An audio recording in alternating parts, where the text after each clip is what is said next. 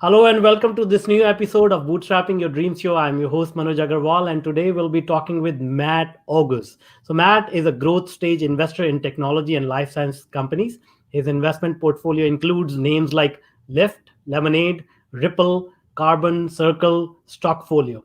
He's known for being a thought leader in quantitative investment methods in venture capital and private equity. Matt is the founding partner at Venture Science. Venture Science was established in 2013 and is headquartered in Palo Alto, California.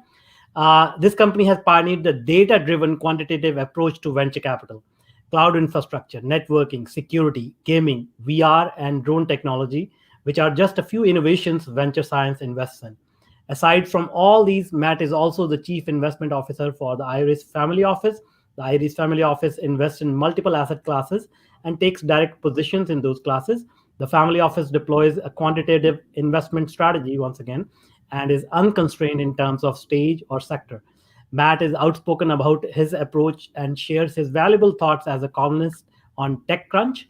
Matt is a person of multiple talents with his profession revolving around analytics, behavior economics, decision sciences, and AI. And Matt is obviously a successful investor, entrepreneur, a decision theorist, and writer. Welcome, Matt. I'm so excited to have you. Hi, Manoj. So nice to be here. Thank you for having me. Awesome. So you've had a very interesting journey. From what I know, you came from a different country, or you have a background from Turkey, I believe. So go ahead, please. Yes, correct. I'm Turkish American. I'm an immigrant, just like many other very successful people here in San Francisco Bay Area, Silicon Valley, and in America. Awesome. So can you walk us through your journey? Like how did it all happen? How did you get to this point? Being an immigrant, what kind of challenges did you face? Something about your backstory. Oh God, I mean, once you ask me that question, I don't know where to start.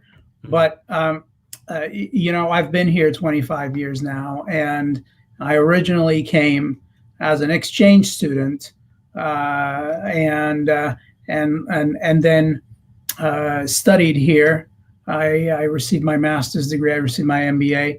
During my studies, I focused on what's also called as decision theory or decision analytics.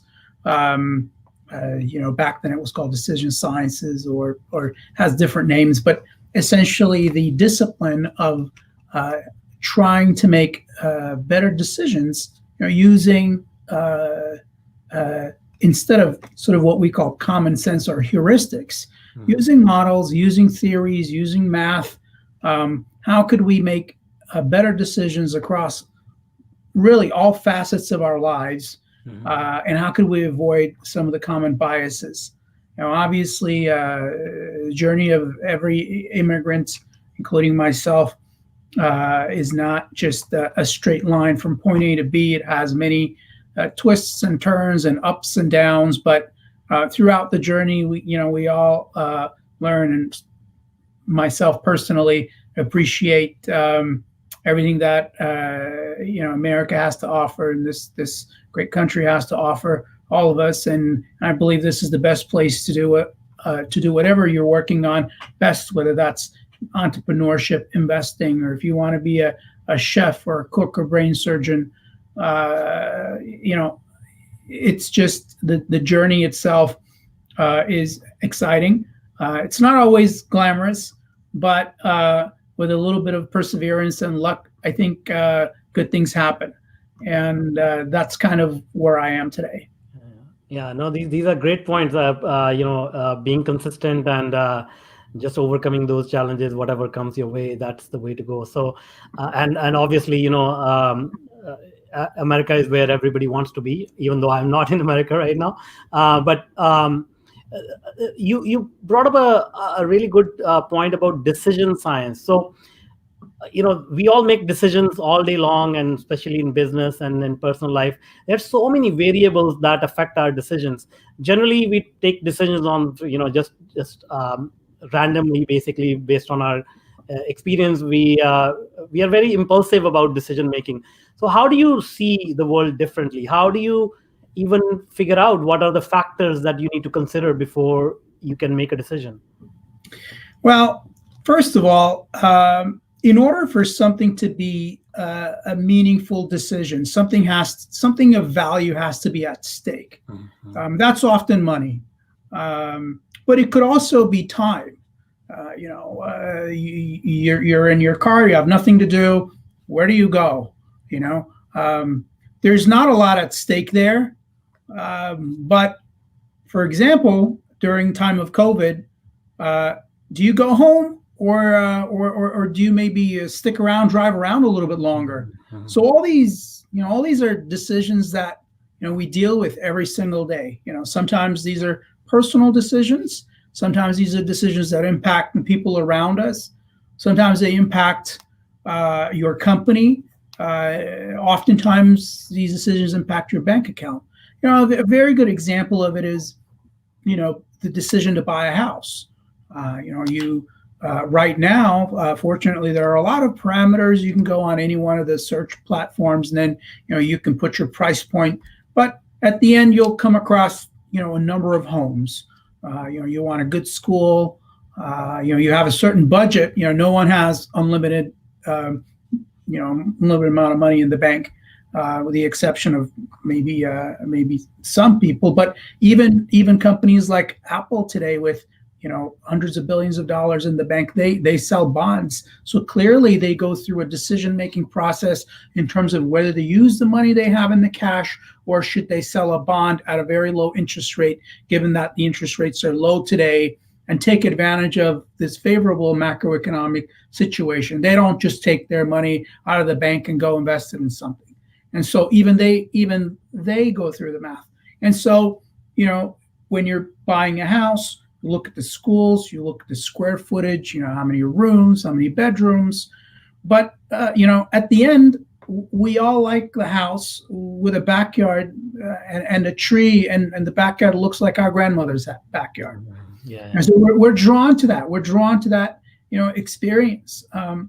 Maybe that has some value too, and maybe we should consider the sentimental value that it brings and what that's worth. And it's very, very difficult to determine that. But putting that aside, at any given point in time, you have a number of choices, and each choice has a certain payoff.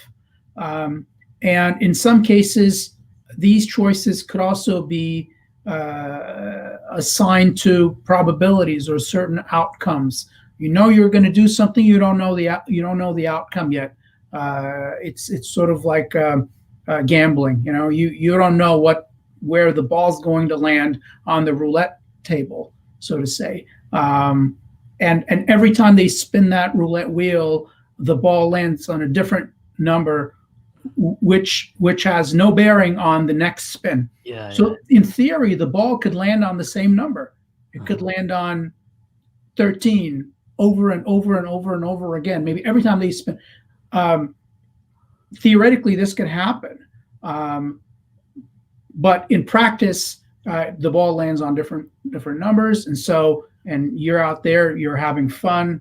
But if you really want to go geek out about it, which is the case in some rocket scientists back in the 70s and the 80s, as they thought that they would create a device that would look at the spinning roulette wheel and try to sort of come up with an estimate on where the ball, or at least what range of that roulette wheel the ball might land.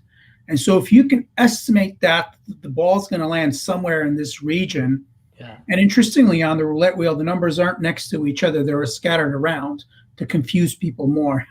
And so with that, they try to calculate, and then they say, well, if we have an edge over the roulette table now, then how much of our money should we bet? Do we bet all of our money or a portion of our money? How many hands should we play? How many times should we? 30 times, 50 times, 100 times?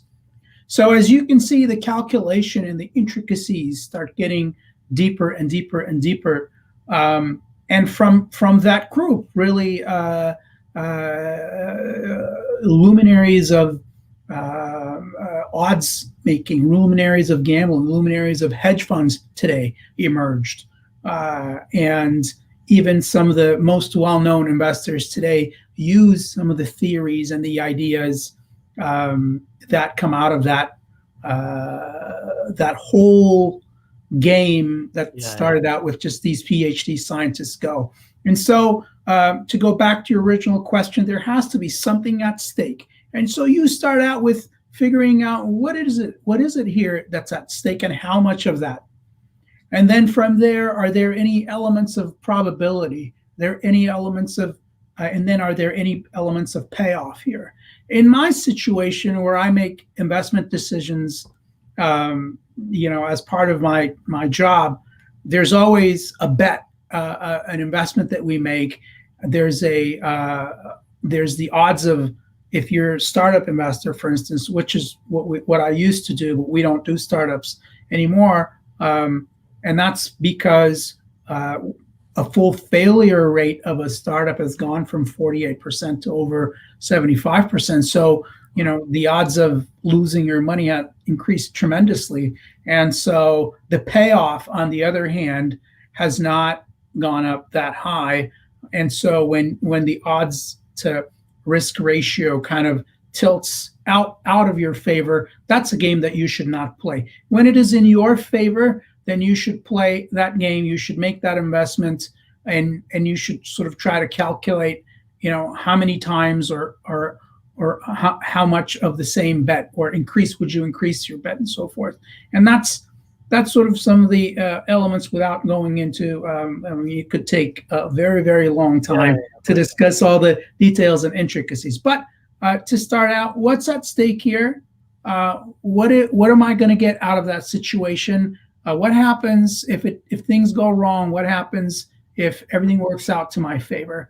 What return do I get? That's really the basis of it. That's great. Thank you for explaining it. And one thing I want to highlight here, which really resonated with me, is like a lot of people, get into the habit of this happened earlier, so it's gonna repeat.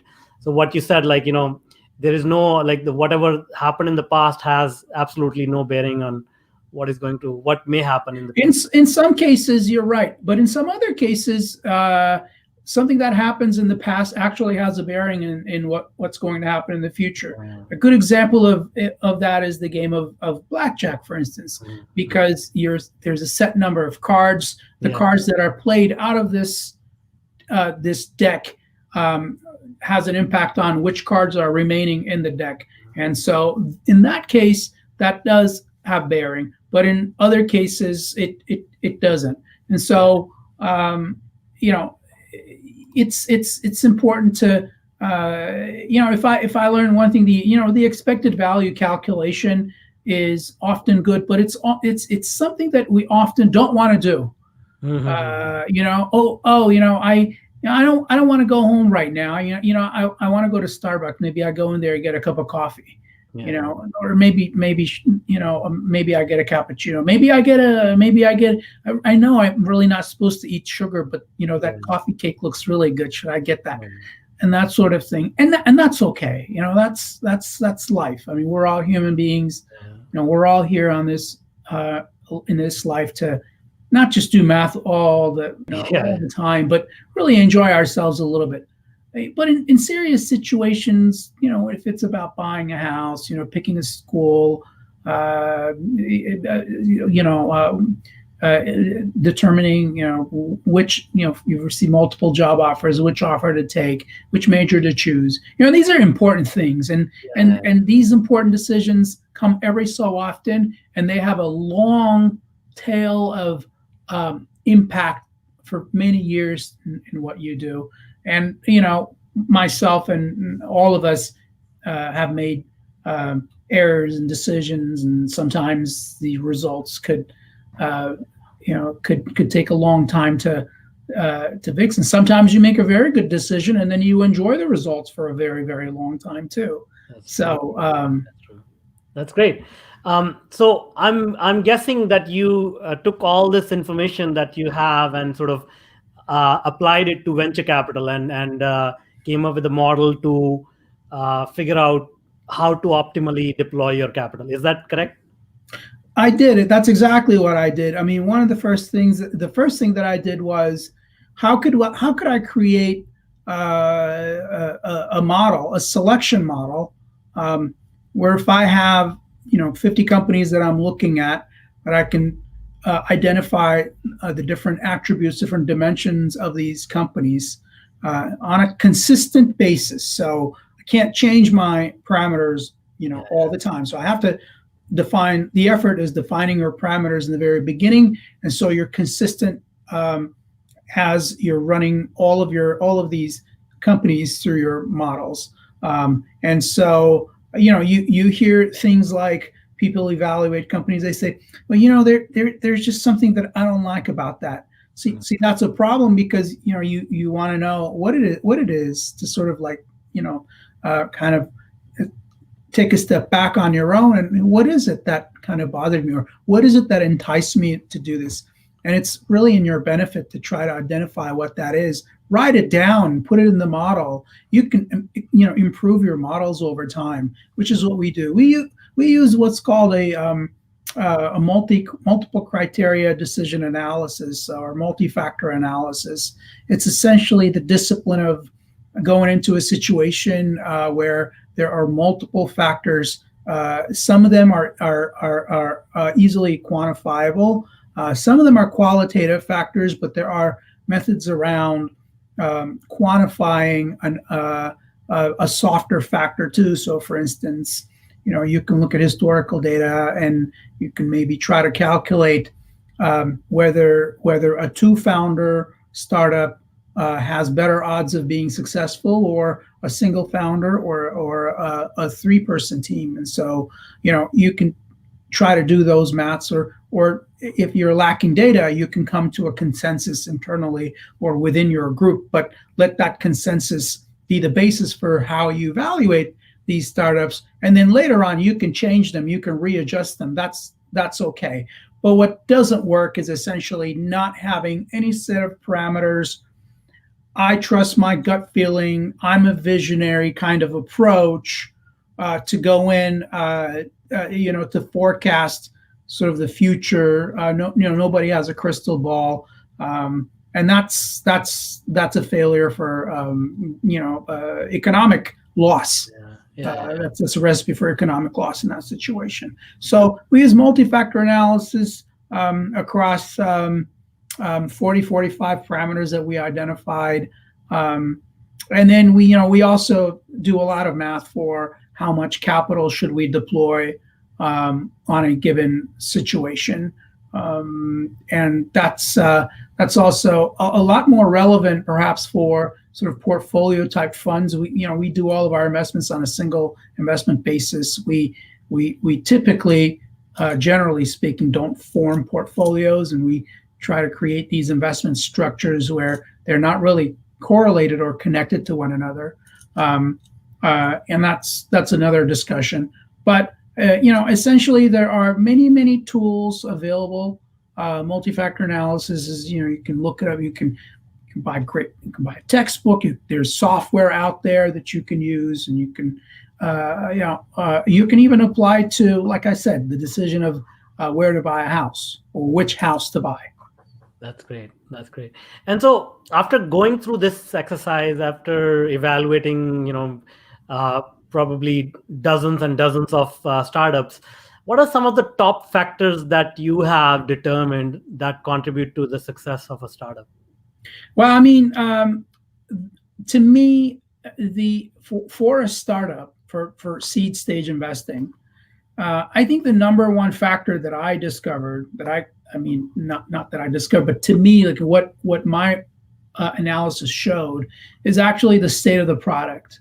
If the product's ready, if the product's sort of working early on, versus a situation where they're still trying to figure out what the product is, or they're still trying to build it.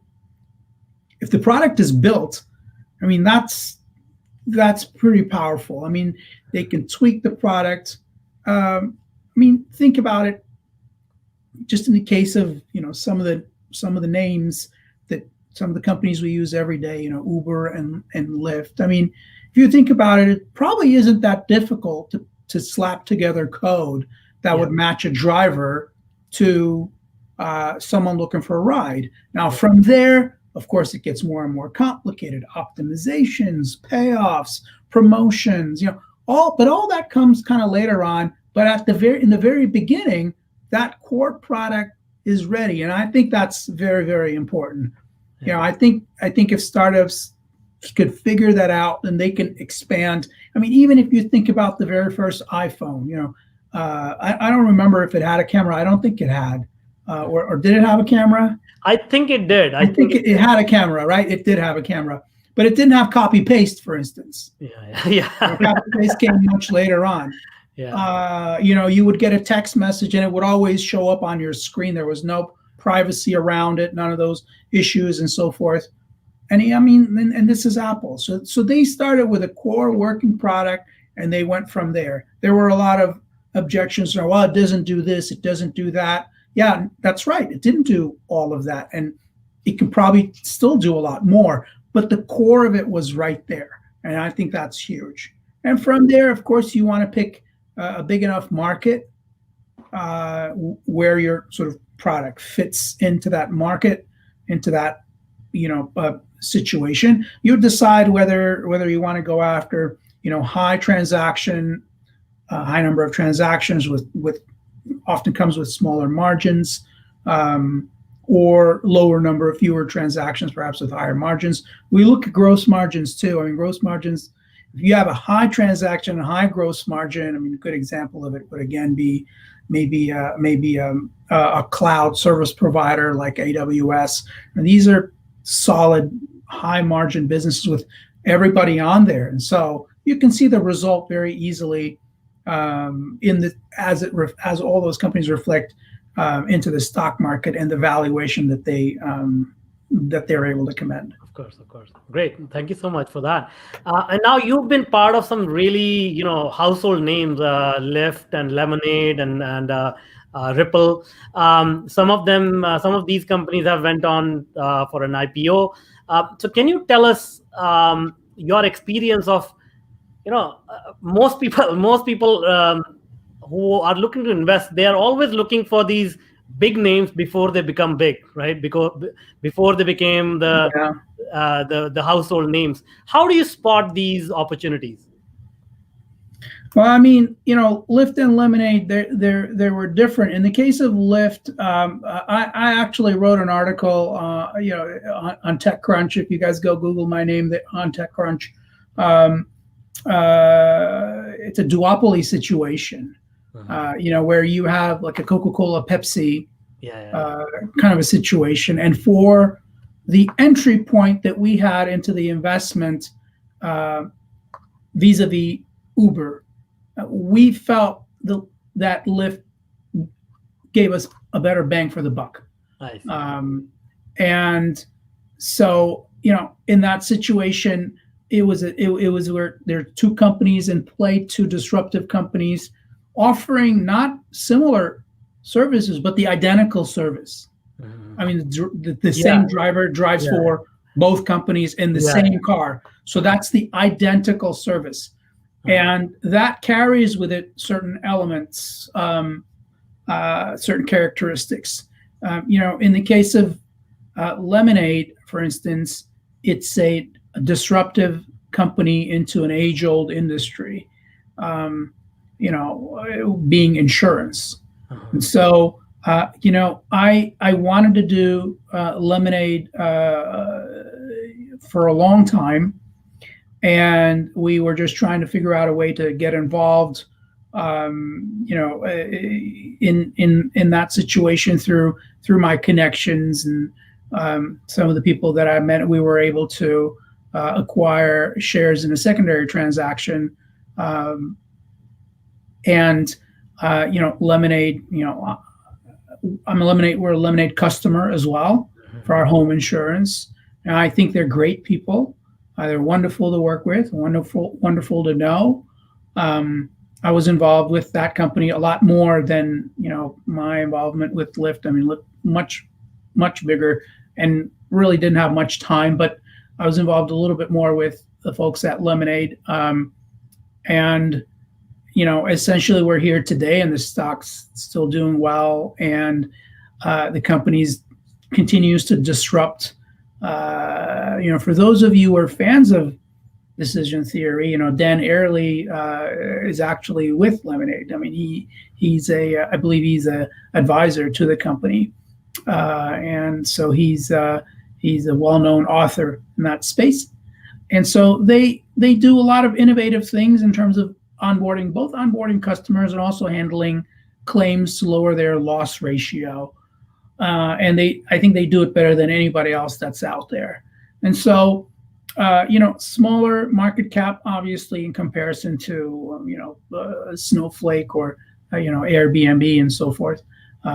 But it's just a good example of just watching a company try to disrupt an age-old industry, and they were able to do that. So let's see where the company goes. That's great. And so let's talk about the other topic, which is you also invested in Ripple and crypto and AI. Where do you see these technologies are going, especially now, when digitization of everything has been rapidly accelerated? Well, blockchain and cryptocurrencies. I'm a believer of blockchain technology. Obviously, that's a very straightforward proposition to keep records of a number of events that happen one after another. So, for example, whether that's funds transfer or document storage or a series of things that you have to kind of gather together to make a transaction work. So, in terms of the blockchain, as a technology, I'm a big believer of that. Now, the cryptocurrencies, whether it's Bitcoin, XRP, Ethereum, some of the other altcoins and so forth, I think the writing's still on the wall. I think I don't know where everything will kind of fall together in terms of whether Bitcoin would become a mainstream. Because at the end of the day, it's a man-made computational cryptography-driven product where hashing and cryptography is at the core of it. So that's only as good as the current computers that we have aren't able to crack, the code that's behind it. But I think on the forefront of that, I saw three technologies, and I still believe in that today. Blockchain kind of took a back seat to some of the others, but artificial intelligence, although that's not really I think that's really part of game theory and decision theory. It kind of came. I remember taking a class in AI, and when I revisited some of the courses recently, it was still the same thing. So these are not really brand new, algorithms. I mean, they've been around a long time, but quantum computing is brand new. I mean, quantum computing, I think, is really disruptive. And if we had quantum computers, then it would be then they would have to really change a lot of things about these cryptocurrencies as well, because those quantum computers can crack that hashing code in a shorter period of time than it is possible right now. So they're kind of arch enemies in that regard. But quantum computing only solves certain types of problems. They're very good for solving optimization problems, and so these technologies are really on the forefront. And computation is really what we need the most, because when you tackle really difficult problems, for instance, even drug development, vaccine development, you end up needing to solve a very complex math problem. And the other end would be like brute guessing or letting it run for a long period of time. In certain situations, something could run for 3-4 days with today's computing power and then maybe solve it. Of course, that time's getting shorter and shorter. But in some other circumstances, the reason why we're not able to, immediately solve, virus vaccines or cancer or some of the other diseases, because these computations we cannot solve with today's computing power. So with quantum computing, I'm hopeful that we'll be able to make faster calculations, faster computations, something that takes 3-4 days. If that could be done in a matter of days or minutes or seconds or milliseconds, which is the direction it's typically headed.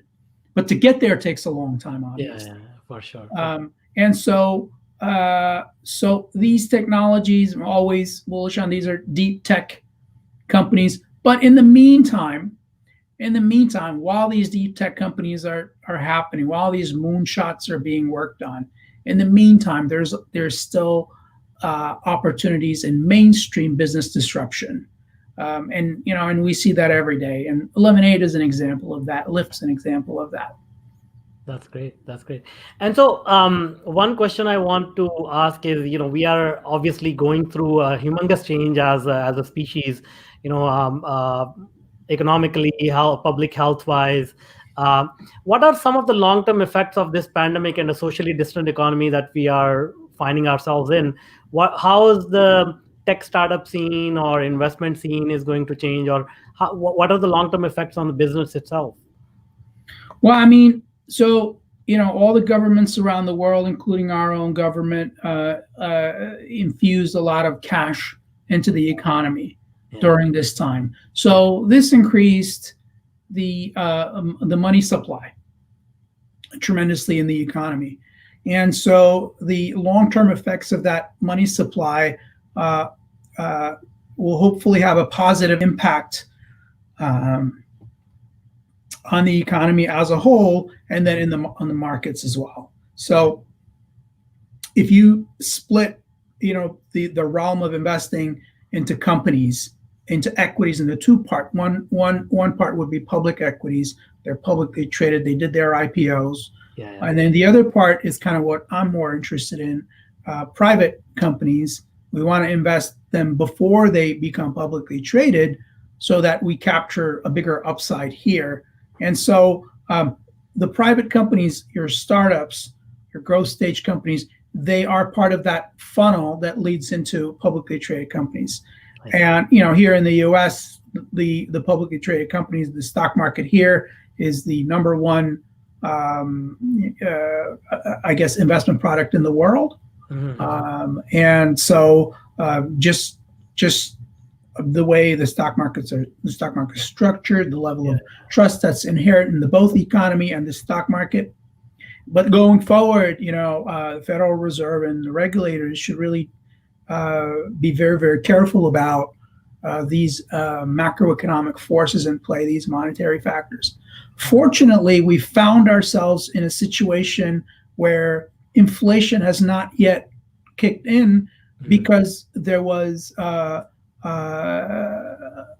supply overage. There was a lot of supply. So if you want to buy, a sweater or a T-shirt, you can go to Amazon today and it gets cheaper every day. It doesn't get more expensive. Yeah. But in the 80s and the 90s, or in the 80s, 70s, during the times of inflation, you didn't have that. I mean, you had one company that made something. So now we have excess supply in the world that's kind of holding inflation under control. And so I think, aside from obviously the sad elements of the fact that so many people have lost their lives and so many people have been sick and ill and now trying to recover, the health element aside, the economic elements are significant, and the governments around the world have increased the money supply in the world. So hopefully that supply will turn into rebuilding perhaps some of the infrastructure. I mean, if you look at the infrastructure in America, the roads, the highways, they were built a long time ago, and you drive around, they're not in very good shape. So perhaps all of that needs to be updated and upgraded, and all that takes money. And so I think first and foremost, we have to get past this phase of more antiviral medication